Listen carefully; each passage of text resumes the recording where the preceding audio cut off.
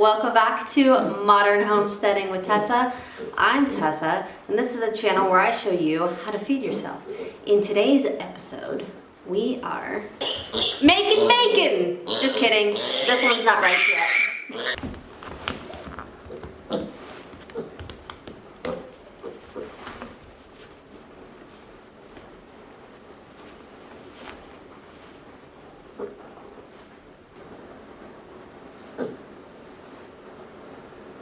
Okay, I gotta go make bacon. I can't sit here and cuddle you all day. I gotta go make bacon.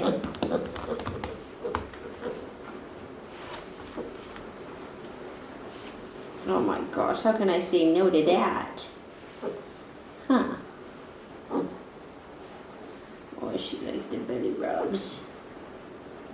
Alright, so the materials that we will need to cure our bacon. We need big 2-gallon or 2.5-gallon Ziploc bags. You can also use like vacuum seal bags. We're gonna need brown sugar, kosher salt, cure salt, and some black pepper, and of course our lovely pork bellies.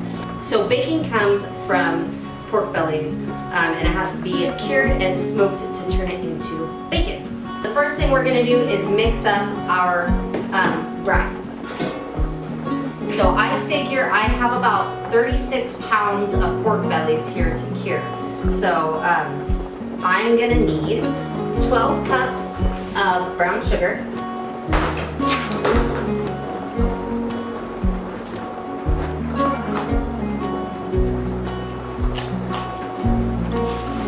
6 cups of kosher salt, 6 cups of kosher salt,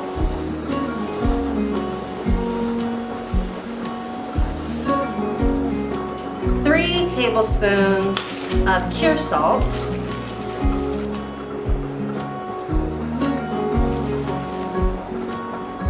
and about 3/4 of a cup of black pepper. We're gonna mix this really well because we want to incorporate that cure salt all throughout this mixture and make sure it's evenly distributed.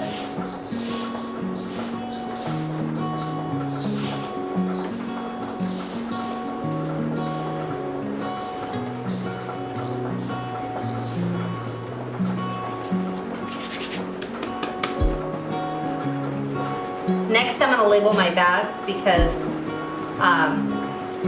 some of these are ours, some are my mom's, my brother's, etc.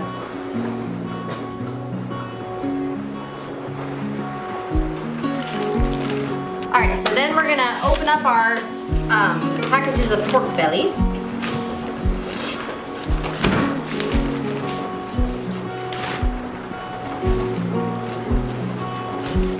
Oh, look how beautiful that is. We're just gonna take some paper towels here and just pat this all dry. Okay, so we are gonna put this pork belly in this 2.5-gallon Ziploc before we add any of the salt and sugar, because if that salt and sugar gets into your seal, it won't seal very well. So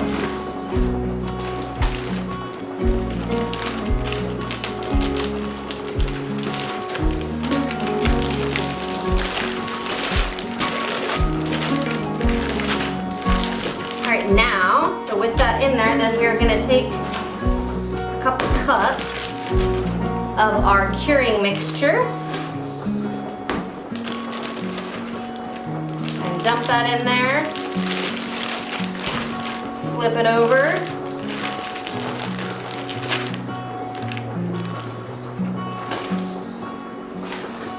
add a couple more cups on this side.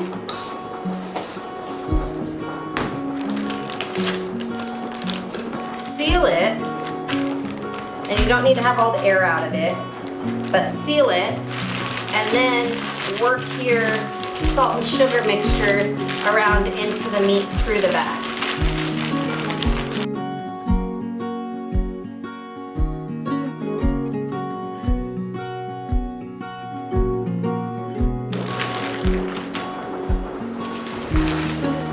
right, so there are our 5 pork bellies, all covered in our curing mixture, and so these are going to go into the fridge for 7 to 10 days, and we're gonna flip them over once or twice a day in the fridge.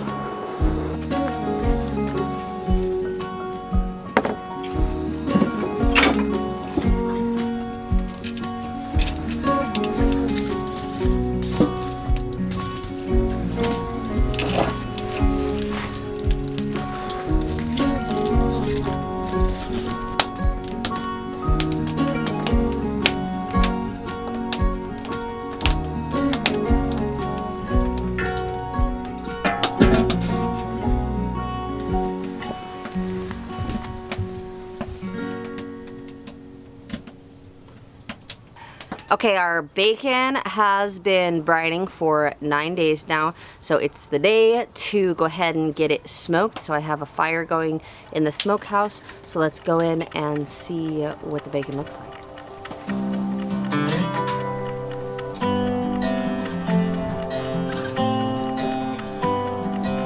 Okay, so this is what our bacon looks like after 9 days of soaking. I have flipped it once a day, every day, so you can see it made a lot of its own juices.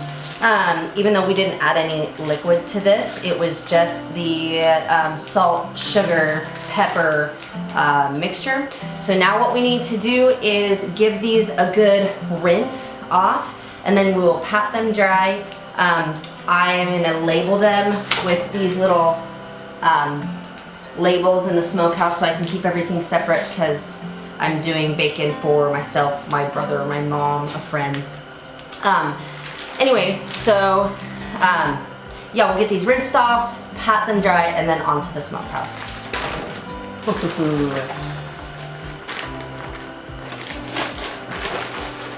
Look how beautiful that big hunk of bacon is.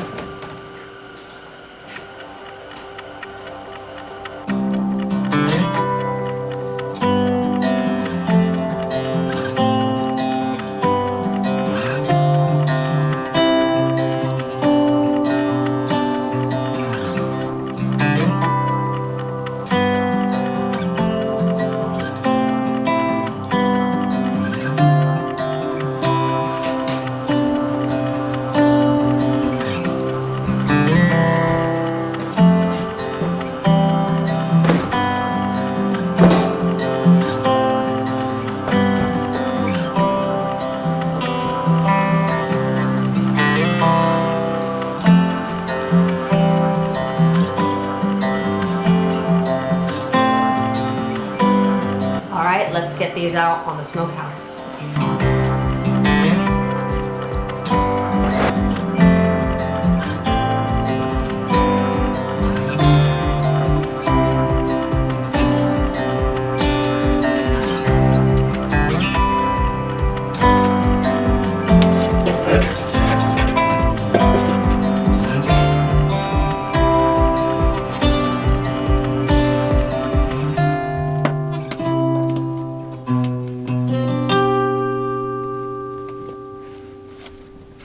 Alright, so our bacon is in the smokehouse, and we're going to let it go for 4 to 6 hours. We'll just keep an eye on it and see how it's looking. We're doing more of a cold smoke. You can do more of a hot smoke, but we just want the smoky flavor into the meat. We don't want it to cook or anything.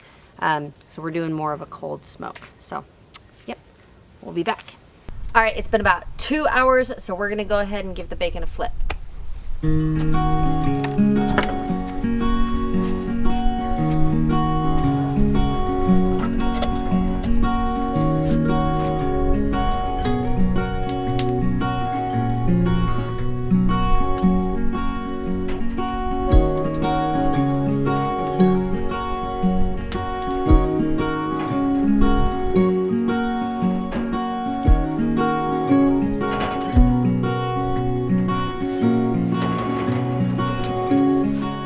Alright, and I added a little bit more wood and I'm gonna let the fire kind of get back up and going a little better before I lock it down again.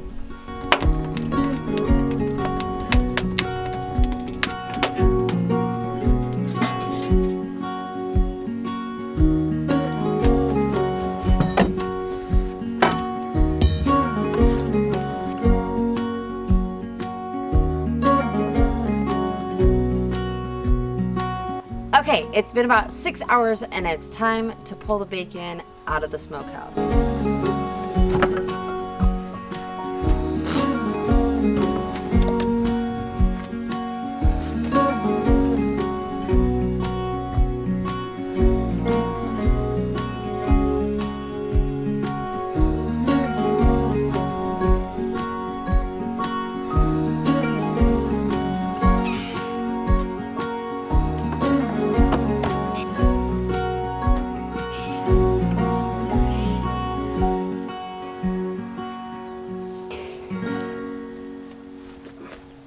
All right, so I'm gonna get these put into bags and put them in the fridge overnight and get them chilled.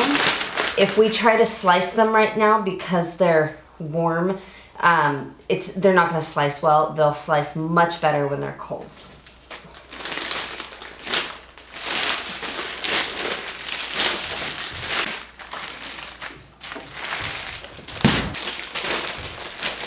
Oh my gosh, those look so good.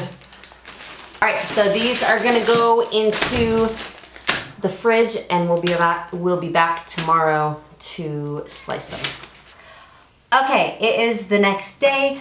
Our bacon sat in the fridge overnight and then I just put it in the freezer about an hour ago to firm up a little bit more. And this is a new to me slicer, so this will be a new experience for all of us. We used to use a hand crank slicer and have upgraded to this as of today. So we'll see how it goes. You can also totally cut bacon with a knife by hand. Absolutely. It just takes longer and I have like 40 pounds to do today. So, but you can slice it with a knife. But again, you want to make sure it's like kind of partially frozen, and then it's a lot firmer and easier to slice.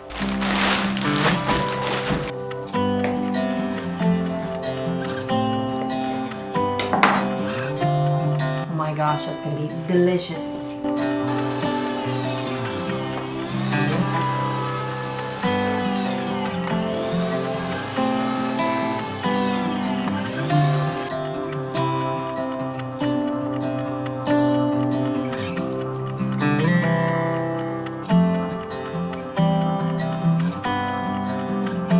All right, we're gonna take some of this beautiful, beautiful bacon into the house and fry it up and see what it tastes like.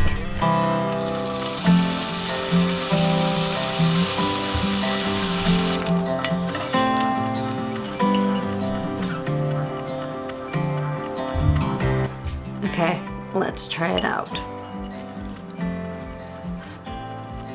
Hot.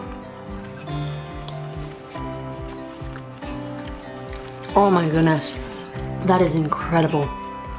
You can't buy that in a store.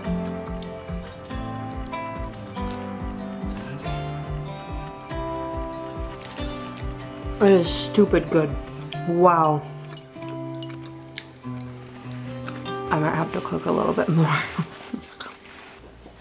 All right, so I went ahead and got everything vacuum sealed. This is only our portion. Everyone else, my mom, brother, friend, have already picked up their bacon. So this is 1 pig worth of bacon. So I hope that this video has inspired you to go for it and to cure your own bacon.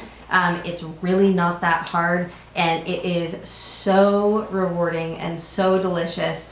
Especially when you raised the pig that it came from and did everything yourself, you know exactly where your food has been and how it was made and everything that is in it, and I love that. So thank you guys so much for joining me for this video, and thanks for following along. And as always, if you have any questions, drop them in the comments below, and I'll see you guys next time.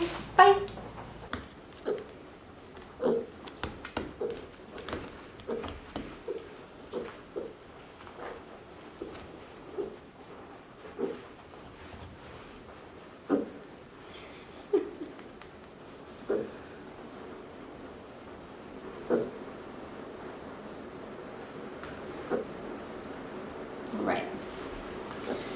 little thing. Let's go. Come on, let's go.